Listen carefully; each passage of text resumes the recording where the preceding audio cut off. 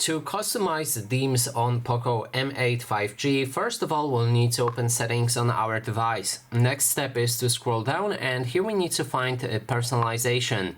Now scroll down again to the themes options, enter them, and then you can go to my account. Now you'll be able to find the themes on the top, which means you can switch between different themes on your device. And there's also options to customize the theme right here. So now you will see 5 different options. There's log style, status bar, icons, favorite tray, and boot animations. You can select any of those options and then apply the different style from different themes. So for example, we can go for this and apply it to the, I forgot which option we were applying, log style. Then the status bar can have something like this. Then we can go to the icons and switch to, let's say, those icons.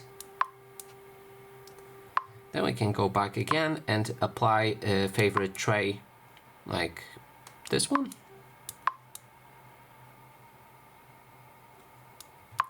Then again, let's go back and finally change the boot animation, but in this case I don't have any theme with boot animation, so I cannot change that, but if you have any, then you'll be able to do so.